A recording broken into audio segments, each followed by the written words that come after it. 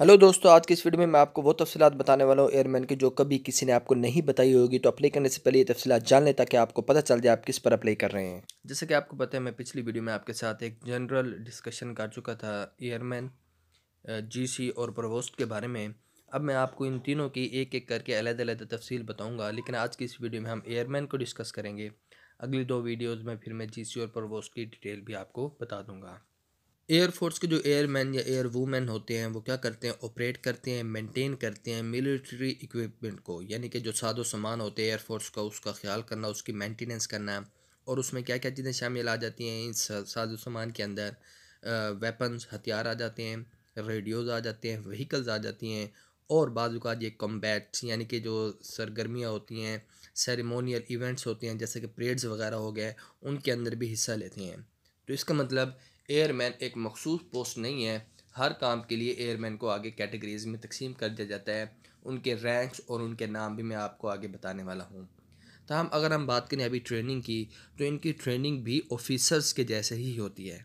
Selection के बाद इनकी जो ट्रेनिंग होती है वो स्टार्ट होती है मिलिट्री ट्रेनिंग, उसके बाद ट्रेड ट्रेनिंग, उसके बाद फील्ड ट्रेनिंग, उसके बाद होती है इनकी रिफ्रेशर ट्रेनिंग, और इनकी जो ट्रेनिंग है वो फिल्टर्स तक प्रमोट होती रहती है। इस ट्रेनिंग का मकसद ये होता है कि हमारे एयरमैन के अंदर कॉन्फिडेंस और सेल्फ इस्टीम पैदा हो जाए, यानी कि अपने आप पर एतबार करना और दूसरों की मदद करने की सलाहियत पैदा हो जाए।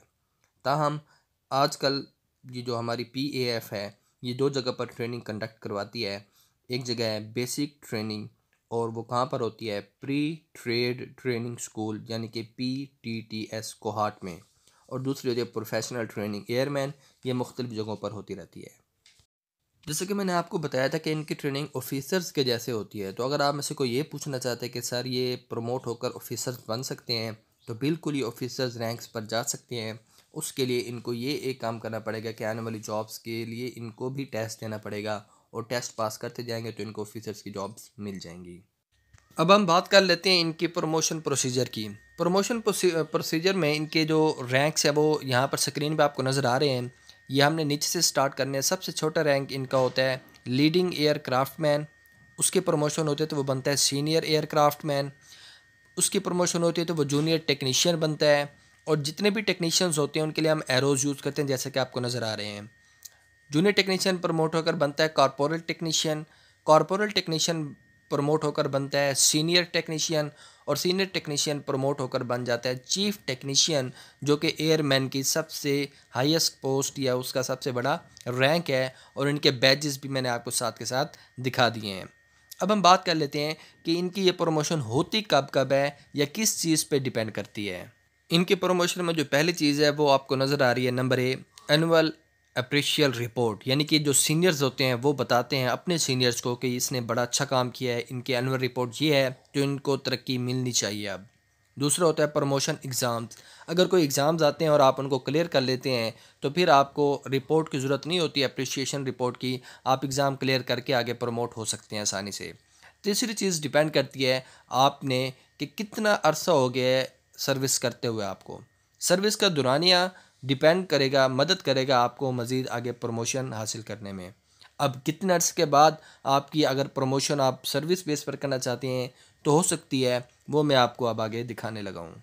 जी, आपके पास लीडिंग एयरक्राफ्ट सबसे पहली पोस्ट होती है एयरमैन की। अगर आप उस पर भर्ती होते हैं और कॉर्पोरल बनने के लिए आपको जो अरसा लगेगा, सर्विस टाइम होगा, वो 5 साल होंगे। कॉर्पोरल टू सार्जेंट तरक्की करने के लिए आपको 13 साल 6 माह का इंतज़ार करना पड़ेगा।